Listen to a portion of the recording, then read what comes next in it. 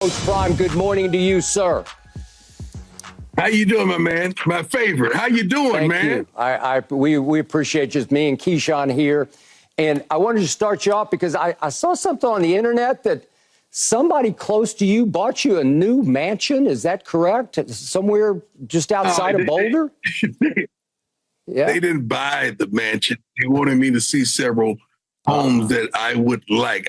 I don't think I would have the audacity to allow my kids to buy me a mansion. I don't know. Unless they're in the NFL already and they want to do that. But no, they wanted me to see several places, make sure that Pop would be comfortable when they depart. Good. Oh, okay. I was like, I said, well, I mean, I need some kids like that in my life, boy. No, they plan on doing it. They definitely plan on doing it. And the home we looked at amongst the others it was beautiful. It was phenomenal. Beautiful. So, Coach, as you look back on all that transpired this past football season, your first in Boulder, what does it leave you feeling? What's your reflection on what all transpired? We instilled hope in our fans, our student body, as well as the faculty and everybody associated with the Colorado Buffaloes. But now it's time to go cash in on that. Yep. It's time to go do it for real. It's time to put up or shut up and let's go get it. So we went out and not filled the roster once again, but we got some players in which we needed in valuable positions, especially the offensive line. Yeah. Prime, other than leaving the Pac-12 conference and going to the Big 12 conference, what will be different for you guys this year opposed to the way things ended last year? The personnel, first of all, you know what you need, and you went out and got what you needed. The roster was so horrendous, we had to flip it. I mean, you know, you guys know, we inherited some bull junk. So we flipped it. Now we really have what we need, not just bodies just walking around aimlessly, as well as the coaching staff.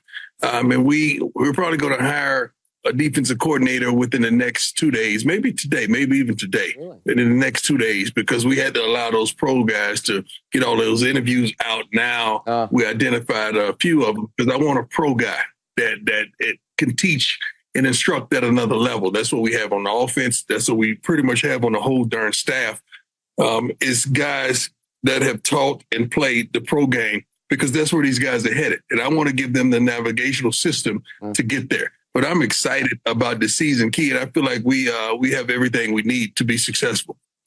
So, Coach, what % better are you next year after your recruiting and your portal? What percentage leap do you think you could take next year over what you had last year? I can't say the percentage. I just can honestly say we fulfilled all the needs. We fulfill the need in the offensive line. You're probably going to see a whole new entire offensive line. You're probably going to see the defensive line probably is going to be new as well. The DBs, safeties did a substantial job last season. That's not saying it just because Shiloh's back there, but we had some good safety play. We got to step it up with the linebackers as well. We're still going to go out, probably maybe get another 1 or 2 linebackers to give us some depth. But even the special teams, because the non-starters, they're the guys that dominate your special teams, and we needed to step up on that level as well. So we pretty much stepped up every level inside this building, and I'm happy and pleased. Like when I go downstairs and I work out with the guys that are sitting there watching them, I love what I see. I love a competitive nature. I love leadership that's being taken at every position, and I love what these guys want and how they're going about getting it. You know, Prime, I had a chance, obviously, to see all 12 games except probably 10 minutes total of y'all last year. That's how invested I was in the program and in you. What would you, if you look back at it, and we don't, as athletes, we don't like to look back at, you know, the history of what the mistakes were and things like that. But if you look back, what would you do different now if you had that opportunity? Shoot, that's a great question, Key. I don't think I would do anything different, but just the personnel. I mean, not only the personnel, the coaching and the way we went about things. And I'm the first one to take that responsibility. We stepped it up at every darn level. I mean, you're going to see Coach Sherman, what he's doing with the offense is going to be pro-minded, and he's really good at what he does, as well as our defensive guy. Our defensive staff is intact right now, and I can't. So I almost slipped. I almost said something I couldn't say. But we're hiring the correct people defensively as well. And honestly, last year was just we instilled hope, but this year, man, we got to go do it. We got to go do it. We have the quarterback, we have the receivers, we have the offensive line, we have the secondary, the defensive line. We got to go do it.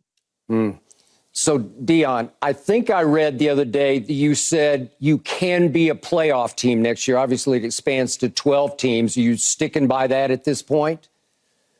Yeah, most definitely. Yeah. I believe, man. I don't just wear this on my shirt and on my chest. I truly believe that what we have in-house. Last year, and Key watched all these games, man, we were 7 points away from a multitude of wins, probably 7 or 8 more wins. We just didn't know how to win. We got our butts kicked twice. We got our butts really kicked twice. There was no win. When we walked in, it was 30 on the scoreboard. But several of those games, we could have won those games. We could have really been definitely a bowl team, but we could have been someone who made a lot of noise. We made noise, but now we're going to make some sounds. Yeah. There's a difference. So, love that. So, Prime, tell me about your new book, Elevate and Dominate 21 Ways on and off the Field, due to be released in March. Give me a little scoop. Well, I tell you what, Key, I could just spit chapters we have. Even if it's broke, keep moving. You know, set your own thermostat. Be where your feet are. Make confidence your natural odor. Are you a leader or a dog? A master of the 3 W's. Won't work, win. Know who you are, what you are, and how you get down. I mean, it's a fight for what's right. Dream big. Time is a wonderful storyteller. Thriving in a diverse world. Finish. I mean, there's so many interesting chapters that I want people to read this and feel like I could go get mine. I could go do it. I got time. God, I got time to go do it. It's tired. I'm tired of procrastinating. I'm tired of putting this off. I'm tired of blaming somebody. It's on me, and I can go do it. This guy is giving me the roadmap of going to get it. This handsome guy on the cover is giving me the roadmap of how to go flat out. Are you? I want everybody to elevate and dominate, man. I want you guys to do your thing. You know how we get down. I'm one of those guys. I want to see the best in everybody. I want you to go get it. Can I assume that some of these are plastered throughout the facilities to remind the kids? Oh, yeah, and right behind me. It's on my wall in my office. All these things are plastered amongst the wall, but I live this stuff. I don't just spit it out. I absolutely live this stuff. And I love the life I live, and I live the life I love. I really do. We got to wait till September. I got to wait till September, man. So, Deion, can you quickly walk us through this just now released Big 12 schedule of yours?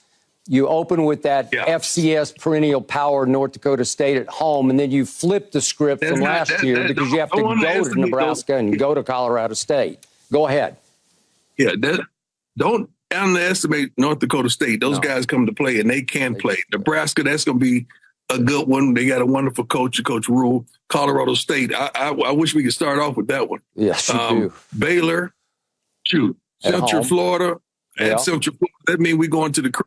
I love that. We probably have about 25 Florida kids on the team, Kansas State, and all these schools, man. When I'm looking at these schools, I'm looking at their coaches. They're well coached. These teams are well coached, and I'm excited about it. I really am, and I cannot wait to really get into the Big 12 and do what we're doing. We got a wonderful commissioner in Brett. He's a wonderful guy, wonderful man, has a wonderful staff, and he has vision. He can see it, and I'm just happy that we're a part of it. Hats off to my AD, Rick George, man. If you look at the college football playoff format now, it moves to 12 teams opposed to the 4. Do you look at that? I mean, obviously 12 teams get in, it's a little bit different, but do you look at that and say to yourself, we're going to be right in the mix? Like this is set up perfect for us? Yes, I look at that and said, man, this move the timing is impeccable.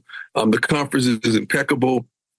The playoff being allowed it a multitude of more teams. I think 8 more teams. Man, this is perfect for us. Let's go get it. This is what's up on the bulletin board. Not not the ignorance of other schools and people talking about us because they're doing that right now. Why are we doing this? But I love it, and these guys want to win, man, at all costs, and they want to go to the next level. So we went out and got a bunch of guys that have the feeling and the attitude that they want to go pro. Not they just want to be great college football players. Yeah. These guys have a goal of going pro and taking care of those family needs and desires. Mm. So, Coach, you've got home games against Kansas State and Utah, but you have to go to Arizona, you have to go to Texas Tech, you have to go to Kansas, so those will be tough places to play. But you still like the way this shapes up, right? I love it. But first of all, at the end, I don't see nothing cold in there because, I'm a Florida boy who resides in Texas and Boulder now. So it ain't nothing cold right there. So we have no excuses. So it's up to us to go get it. November the 23rd in Kansas. I think Kansas weather should be all right then. Yeah. But these schools are like I'm saying, they're well-coached teams. But I love what we bring to the table. I love it. I love the way the schedule flows for us, and even getting a peak in Florida to go allow our fan base to see how we get down in Florida. Some of those kids to get ready to play in their home state. But I absolutely love it. I think it's a great schedule. I don't like starting off with 2 to 3 games away, but it is what it is, and we got to make it happen. Mm-hmm. Yeah, no, You'll handle business. Speaking of handling business, you've always been obviously upfront, honest, and true about everything throughout your entire life. That's why you are who you are, and that's why we tend to follow you, both as players when we played and even when we don't play. So I want to ask you this because I know the answer to it already. How many times this past season, meaning from, let's say, December to today, your phone rung about you potentially going to other opportunities to coach? How many times? Couple times. But I'm happy where I am. As you see, if I'm out there home shopping with my kids, that means I don't plan on going anywhere. No. I got a kickstand down. I'm straight.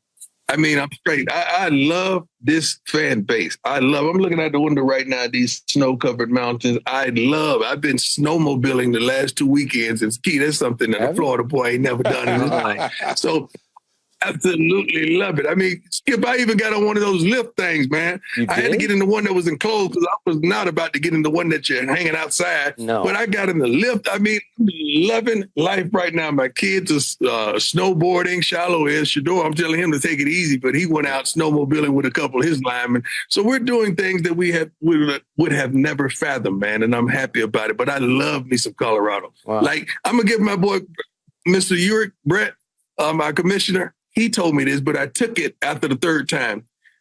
I don't inherit a legacy. I build it. Mm. Okay? Beautiful. Yeah, I'm not that kind of guy that's going to run off to somebody else's school and inherit an already winning team and they just 2-3 games away. No. I inherited some bull junk and I'm going to fix it. You did. Deion, how much would it mean to you for your son to win the Heisman Trophy next year? I don't give a damn about no Heisman, man. I care about winning. Okay. Forget the Heisman. I want to win, period. The win. But see, understanding if you win the Heisman, that means you've won because usually they don't give it to the guys that they can be phenomenal statistically. But yeah, I mean, Shedeur is, he's with his lineman every day. I call him his security team. They don't even go anywhere without him. I mean, he's everywhere with those guys and they're building that unity, that the relationship, and he loved it. He's down there working out with them right now. He wanted to work out in their group. So he told them to put all the quarterbacks with the lineman workout group early in the morning. So that's what they're doing. So he asked you about the Heisman, but I'm not going to ask you about the Heisman. I'm going to ask you about the Thorpe. If Shilo wins the Thorpe, who's the better DB in the family now? What about Travis? Ooh. What about all these other dogs? No, that's true. No, that's true. That's true, Prime. Travis is on the team, and he's the dog at the corner spot. But I mean, from a family standpoint, you got the Thorpe, known clearly as the best defensive back to ever lace him up in college or in the NFL. But then you got the little guy with the 21 on who, he mess around and get one. I can imagine what that's going to be like at the dinner table. You know what I told him, Key? I say, it's a guy that he's a dear friend of mine and I love him to life. I want you guys to attack it like he attacked it because he was the #1 pick overall. You know that guy? I think he played for USC. Yeah. He was a bad boy, but he wasn't number one. That's what I want. I want my sons to be like that guy right there that went number one in the overall draft. You know anybody like that, Key? Well, they look, put it this way. They certainly are headed in the right direction, that's for sure. They are. There you go. There you go. That's what we want. We want what you got. So, Coach, we got to let you get back to work. We love you. Miss having you on the show. Look forward to next fall, and good luck with this new Big 12 schedule. Hey, Playmaker, Richard Sherman, where they at? They in the bed sleep somewhere? How y'all let them off, man? Man, Playmaker, he off right now doing something else. Sherm just took a segment off. Yeah. They'll be right back. Okay, well, tell Sherm I love him. I appreciate it, man. I want to see him in his off season, too. All right. I love y'all, Skip. Thank you, Coach. Right, appreciate you. All right. In a moment, we need to talk about Chiefs. I mentioned this earlier. Their game plan at Baltimore, according to them, was to bully bullies in their backyard, and they did just that. No mercy, no mercy, no mercy. Thanks for watching, Undisputed fans. Do you want more highlights from the show? Make sure to click that subscribe button for all the exclusive content from Undisputed.